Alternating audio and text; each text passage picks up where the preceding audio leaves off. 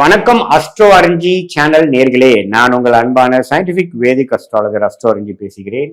நல்லது நினைப்போம், நல்லதே நடக்கும். இந்த வீடியோவில் நம்ம என்ன பார்க்க போறோம்னா, கும்பராசிக்காரர்களுக்கு 2026 எத்தகைய ஒரு ஆண்டாக இருக்க போகிறதுங்கிறது சயின்டிபிக் வேதிக் அஸ்ட்ராலஜி முறையில அறிவியல் சார்ந்த ஜோதிட கருத்தை நோக்கி எப்படி நம்மளுடைய போன ஜென்மத்தில் செய்த நம்ம பாவ புண்ணியங்கள் இந்த ஜென்மத்தில் சாதகமான சம்பவங்களாகவும் சாதகமற்ற சம்பவங்களாகவும் உருவெடுக்கிறது. அதுக்கு நம்ம ஆண்டு கிரகமாகிய குரு, சனி, ராகு, கேதுகள் இருக்கக்கூடிய சஞ்சாரங்கள் கும்பராசிக்காரர்களுக்கு எப்படி ஒரு தாக்கத்தை அடுத்த வருடம் கொடுக்க போகிறது, எதை நோக்கி நம்ம வாழ்க்கை நகரப்போகிறது, எது மாதிரி ஒரு டெம்ப்ளேட்ல போகுதுங்கிறத நாம பரிகாரங்கள் மிகைப்படுத்தி பார்ப்பது அதெல்லாம் பண்ணாமல் உள்ளது உள்ளவாறு நாம ஒரு அறிவியல் சார்ந்த அடிப்படையில சயின்டிபிக் வேதிக் அஸ்ட்ராலஜி முறையில துல்லியமாக அந்த கும்பராசியோட பொது பலன் நம்ம பார்க்க போறோம்.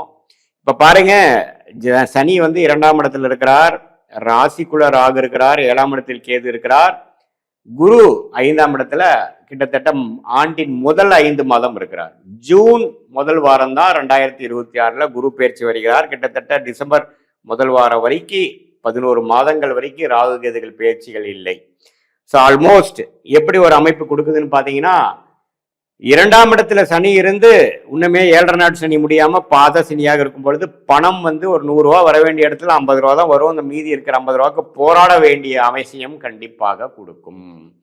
அதே சமயத்துல ராசிக்குள்ளேயே ராகு இருந்து குரு பார்வை ஒரு மாதிரி 5 மாதம் பெறுவது அப்படின்னா சில மனக்குழப்பங்கள், கிளாரிட்டி இல்லாத சில விஷயங்கள், உத்வேகப்படுதல், அதாவது ஒரு டைம் ஒரு இம்பல்ஸா நம்ம ஒரு டெசிஷன் எடுத்து பண்ற மாதிரி ஒரு அமைப்பை கொடுக்கும்.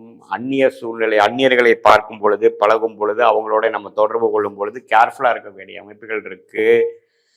நம்ம பழகக்கூடிய அன்றாட கொலீக்ஸா இருந்தாலும் சரி, கஸ்டமர்ஸா இருந்தாலும் சரி, அசோசியேட்ஸ், குடும்பத்தினர் யாரா இருந்தாலும் கொஞ்சம் கேர்ஃபுல்லா நாம டீல் பண்ணணும். அந்த நேரத்துல பெரிய பேக்ரவுண்ட் செக் இல்லாமல் நாம ஏதோ ஒரு பழக்கத்துல ஏதோ ஒரு விஷயத்தை நம்ம தெரியாம நம்ம ஸ்ட்ராங்கா போயிட்டோம்னா அது ஒரு பாதிப்பை கொடுக்கக்கூடிய அமைப்புகள் இருக்கு. ஸோ எல்லாமே நீங்க யாரோட பழகுறீங்க, யாரோட சேர்றீங்க, என்ன மாதிரி விஷயங்கள் பண்ண போறீங்கிறதெல்லாம் நீங்க மீட் பண்ணக்கூடிய நபரை தெரிந்து பழகி பக்குவமாக கவனத்துடன் நீங்க செய்யணும்.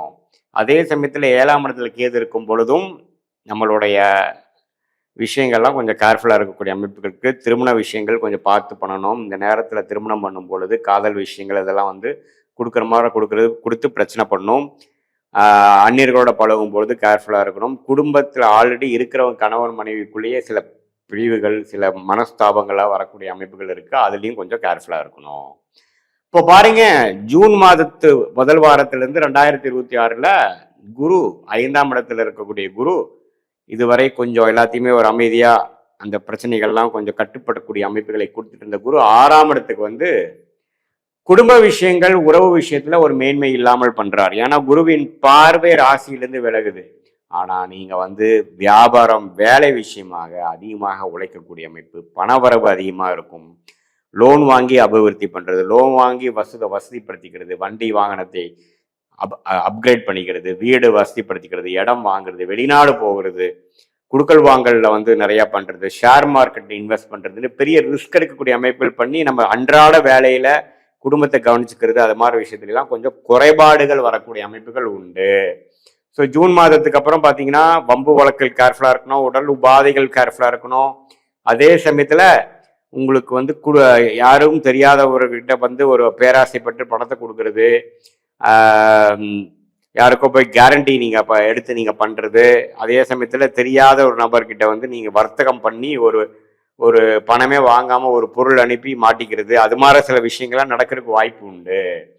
ஸோ கும்பராசிக்காரங்கள் ஓரளவுக்கு கவனமாக இருக்க வேண்டிய ஒரு ஆண்டாக 2026 இருக்கு. ராகு ராசிக்குள்ள இருக்கிறார், கேது 7ஆம் இடத்துல இருக்கிறார், குரு 6ஆம் இடத்துக்கு போறார். அதே சமயத்துல சனி 2ஆம் இடத்துல இருக்கும் பொழுது எல்லா விஷயங்களும் கொஞ்சம் கேர்ஃபுல்லாக தான் இருக்கணும். என்னதான் உங்களுடைய ஜென்மசனி 2023 24 முடிந்திருந்தாலும் இன்னுமே பார்த்தீங்கன்னா ஒரு வருடத்துக்கு கொஞ்சம் கேர்ஃபுல்லாக இருக்கக்கூடிய அமைப்புகள் உண்டு. பட் இருந்தாலும் பணவரவுக்கு குறைச்சல் இருக்காது, குடுக்கல் வாங்கல் நல்லா இருக்கும், லோன் ஈஸியாக கிடைக்கும், அது மூலமா அபிவிருத்தி பண்ணிக்கலாம். உங்களுடைய ஜென்ம ஜாதகத்துல நல்ல ஒரு அமைப்புகள், நல்ல தசாபுக்திகள் போய் கொண்டிருக்கும் பொழுது லோன் மூலமாவே நம்ம வசதி ஆகிக்கிறது, கடன் மூலமாக ஜெயிக்கிறது, அபிவிருத்தி ஆகிறது, லாபம் பெறுவது, பெரிய லெவல்ல போகிறது அப்படிங்கிற மாதிரிலாம் அமைப்புகள் இருக்கு. கூட்டு தொழில் இருக்கிறவங்களுக்குலாம் நல்ல ஒரு அமைப்பு வருது.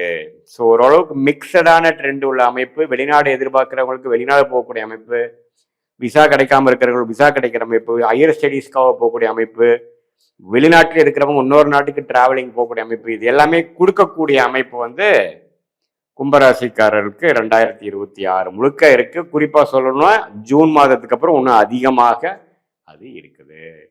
இது வந்து ஒரு ஓவராலா பார்க்கக்கூடிய ஒரு பொது பலனை தவிர, உங்களுடைய ஜென்ம ஜாதகத்துல பிறந்த தேதி, பிறந்த நேரம் போன்றவரை வைத்து உங்களுடைய ஜாதகத்தை போட்டு நீங்க எந்த லக்னத்துல பிறந்தீங்க, லக்னாதிபதி எப்படி இருக்குது, உங்களுடைய ஒரு கிரகமும் உங்க ஜாதகத்துல எப்படி இருக்குது, என்ன தசாபுக்திகள் போய் கொண்டிருக்கிறது, தசநாதன் புக்திநாதன் இப்ப நம்ம பேசின கோச்சாரத்தில் எப்படி இருக்கிறாருங்கிறதெல்லாம் ஒருங்கிணைத்து பார்க்கும் பொழுது இன்னுமே துல்லியமான ஷார்ட் டேர்ம் எப்படி, அடுத்த 3-4 மாதங்கள் எப்படி இருக்க போகுது, அடுத்த 2 வருடங்கள் லாங் டேர்ம் எப்படி இருக்க போகிறது, எதுமாற பிராப்தங்கள் கிடைக்கிறது, எதுமாற முடிவுகள் எப்போ எடுக்கலாம், நமக்கு பிடித்தமான நமக்கு யோகமான தொழில் என்ன, வேலை என்ன, எந்த நேரத்தில் நம்ம வந்து மாறலாம், எந்த நேரத்தில் மாறக்கூடாது, எந்த நேரத்தில் growth இருக்கு, எந்த நேரத்தில் சர்வைவ் ஆனால் போதும், திருமண விஷயங்கள் எப்போ நடக்குது, ஹையர் ஸ்டடீஸ் எது மாற போகலாம், வெளிநாடா உள்நாடா, ஜாப் விஷயத்துல வந்து கவர்மெண்ட் ரிலேட்டடா, பிரைவேட்டா, வெளிநாடா, வெளி மாநிலமா, அது நம்ம ஊருக்குள்ளேயவா, வியாபாரமா, தொழிலா, எப்படி எது நமக்கு சூட் ஆகும், எது மாதிரி தொழில் பண்ணலாம், எந்த நேரத்துல பண்ணலாம், பங்குதாரர்களோட சேர்ந்து பண்ணலாமா, தனித்து பண்ணலாமா,